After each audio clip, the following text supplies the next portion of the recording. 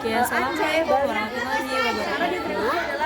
Pertama-tama permohonan Nabi Muda selaku pengasuh Pondok Pesantren Seperkan Lare Banifida, dengan terhormatullah untuk jajaran para guru dan para pengurus dari Lare Banifida dan teman-teman yang berbahagia. Oke, perkenalkan nama saya Inurisma, saya dari kelas 12 MA Lare Banifida.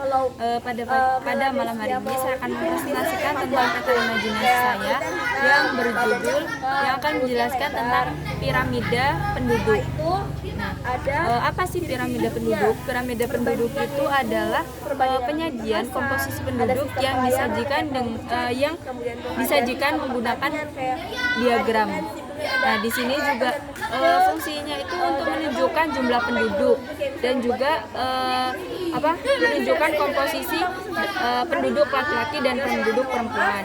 Fungsinya untuk salah satunya adalah untuk memberikan gambaran sejarah tentang komposisi pendudukan.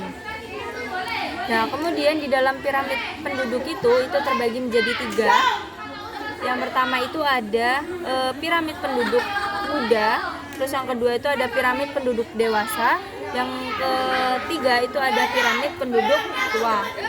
Nah, untuk yang pertama itu adalah piramid penduduk muda atau biasanya disebut dengan eksponsif. Itu digambarkan dalam bentuk limas, jadi bentuk bangun limas gitu. Nah, di dalamnya itu dijelaskan bahwa tingkat kelahiran di dalam piramid penduduk muda ini tingkat kelahirannya tinggi dan tetapi tingkat kematiannya itu rendah. Tuh. Nah, biasanya ini terjadi di negara-negara yang berkembang. Contohnya kayak Indonesia, Malaysia, India gitu. Itu termasuk negara berkembang. Nah, kemudian ada ciri-ciri dari piramid penduduk muda. Nah, yang pertama itu adalah komposisi usia tua itu sangatlah sedikit. Kemudian tingkat kelahiran bayi itu sangat tinggi dalam piramid penduduk muda ini. Nah, kemudian yang kedua itu ada piramid penduduk dewasa atau biasanya disebut dengan stasioner. Nah, di dalamnya ini jadi disajikan dalam bentuk granat. Kemudian di dalamnya itu dijelaskan kalau tingkat kelahiran dan tingkat kematiannya itu seimbang. Jadi sama semuanya seimbang. Kemudian biasanya ini biasanya itu ada di negara maju seperti Jepang. Salah satunya adalah Jepang. Tuh. Kemudian ciri-ciri dari piramida penduduk dewasa ini, ciri-ciri yang pertama itu adalah kelompok penduduk umurnya itu adalah hampir sama, seimbang semua. Kemudian yang kedua itu adalah tingkat kelahiran dan kematiannya itu sama-sama rendah. Kemudian yang ketiga itu ada piramid penduduk tua.